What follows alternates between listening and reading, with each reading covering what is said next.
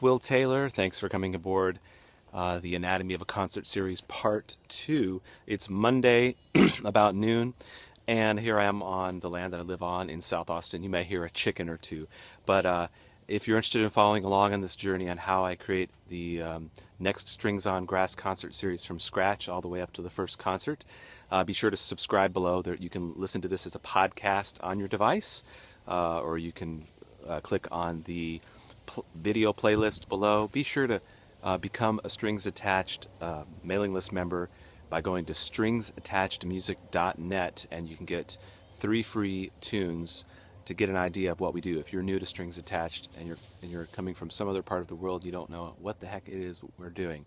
But what are the reasons I'm doing this? Part of this is an exercise in accountability. Number one, if I make these videos and talk about what I'm doing, I'm putting it out there to the world, so there's a sense of, I've really got to do this. I'm putting it into a verbal form, and therefore I'm more likely to follow through. I've been producing concerts for the last 15 years, and I'm trying to up my game a little bit, and not just a little bit, a lot, and put it out there to the world. Maybe there's some of you who might want to be involved that live here in the Austin community, or even elsewhere. If there's actually, since we have the internet, you can be involved virtually. But I'm also putting this information out there for other people that are interested, that might find some tips that are useful to them as a creative person that presents events, or a musician. Maybe they can take some of these tips and apply it to their situation. And thirdly, like I just mentioned, if there's anybody that would like to come on and be a part of the Strings Attached team, I'm always looking for volunteers and people that want to be a part of what we're doing and to help me do what I do best, which is to write arrangements, work with amazing artists, and make an experience that everybody remembers and is removed from their day-to-day life, and an artistic, transcendent experience here at Strings on Grass in Austin, Texas. So that's my long intro. Again, subscribe to all the stuff below if you want to hear all these videos, to see all these videos, and become a part of our community.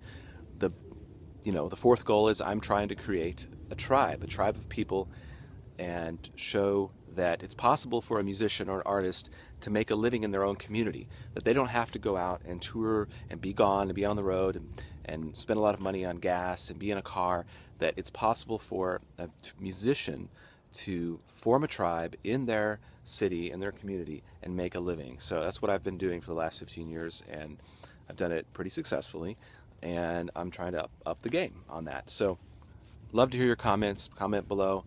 And today, what I'm getting started on, I've got a lot of return calls and returned emails.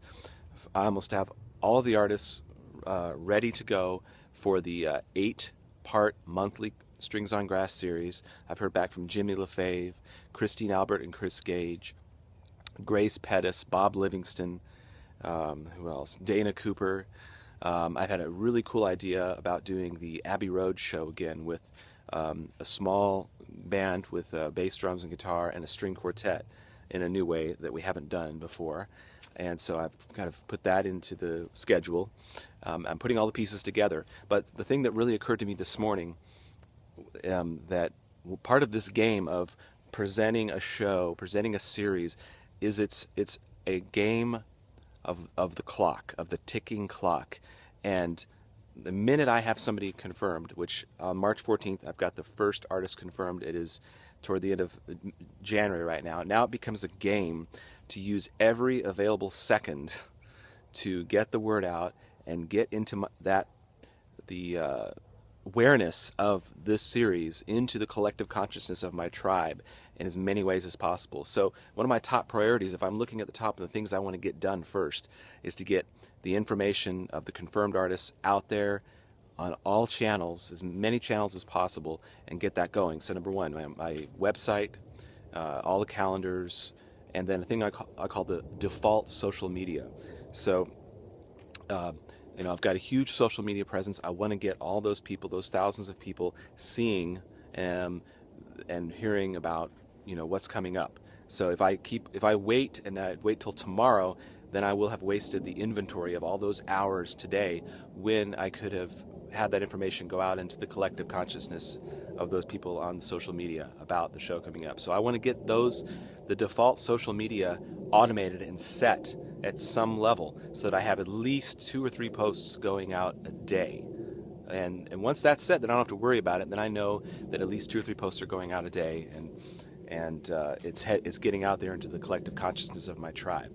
So that's what I want to get done today. I want to get some kind of default social media for the series set for at least the next 6 weeks leading up to March. It doesn't have to be something really exhaustive, but maybe even just one post a day is better than nothing. So once I get that done, then I also want to get the website, the dates that I do have confirmed up, and start confirming the rest of the series, because it's basically a countdown, and every second that goes by could be used for getting the word out, getting people excited, getting people on board to come to the series. Because my overall goal is to get 300 to 500 people per show. I'm focusing like a laser on that, and if we can get that, everything else will fall in place. If I have the funds, then I can outsource tasks which will again allow me to focus on the experience that people are having and making that a remarkable, transcendent experience. So another thought I had today is traditionally musicians, what they try to do is they try to fill their calendars, with as many gigs as possible and kind of be at all places all at once, omnipresent. What I'm trying to do is focus like a laser on this concert series as my main activity and that experience, and not be sort of all over the place. And my experience with that is that works really well. It may not work for everybody, since I'm an arranger and a composer, and I can work with different musicians and every show can be different, then I can stay in an area and have the same people come back, kind of like a symphony orchestra program. Now, if you're a singer-songwriter, that may not work as well, but there's ways that you could make it work. You could have a series in your front yard and have a different guest to sing with you or whatnot, and that would make an interesting show. So obviously, some people have to just go down the road and tour and take that same show and repeat it over and over again. But what I'm trying to do is focus like a laser on this concert series that we do once a month, with the goal of it being enough to be the main financial support of what I do as a musician. Can I pull that off? Let's see. We're going to try. I also do weddings and parties and all that, but